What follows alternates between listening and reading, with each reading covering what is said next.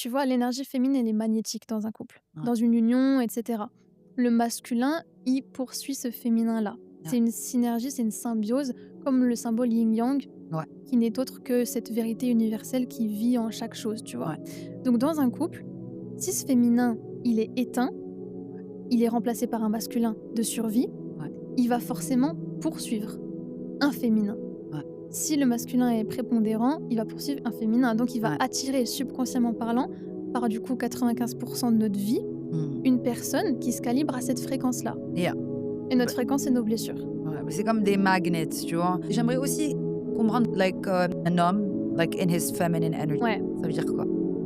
Alors souvent, tu sais, on a plusieurs archétypes d'hommes auxquels on peut penser. Ouais, Il y a celui des fois, tu sais, qu'on appelle nice guy. OK. Entre guillemets, c'est un homme qui sera un faux gentil en fait, parce que derrière Mmh. ça, c'est le pire des archétypes, on va Ouais. dire, tu vois. Donc on commence direct. Et Oh, on commence direct. on n'a pas le temps. C'est un des, ouais, des types de baby boys OK. que je traite avec les femmes que je rencontre, tu vois. Yeah. Où en fait, celui-là, il va justement être dans cette pseudo-connexion émotionnelle à l'autre. Il est déconnecté de lui-même. Mmh. Il va simplement essayer de te montrer qu'il possède une certaine forme de gentillesse que les femmes qui n'ont pas ce discernement encore Mmh. vont confondre avec une énergie entre guillemets masculine de sécurité émotionnelle. Entre Mmh. guillemets, cet homme est connecté à son cœur.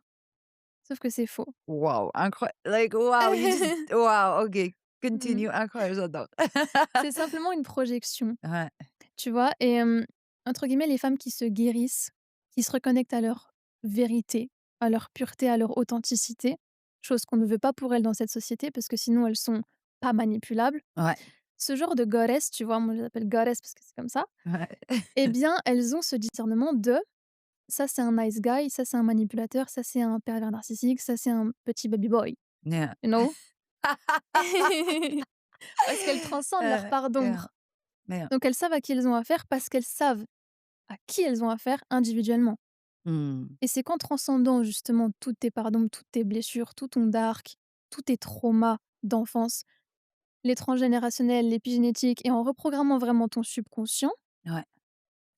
que tu as ce discernement de goddess et cet ancrage qui te dit: «Celui-là, c'est un faux gentil. Il n'est pas connecté à son cœur, il n'est pas Mmh. dans cette stabilité émotionnelle, il n'est pas dans cette protection». Parce Mmh. que le pire, Ouais. c'est que quand tu plonges justement dans ce rabbit hole, Ouais. c'est que tu vois que ces nice guys, ils te manipulent. C'est incroyable. Encore mieux Encore que mieux. les hommes qui se montrent masculins et toxiques de l'extérieur parce qu'ils se cachent pas, tu vois? Ils assument ça.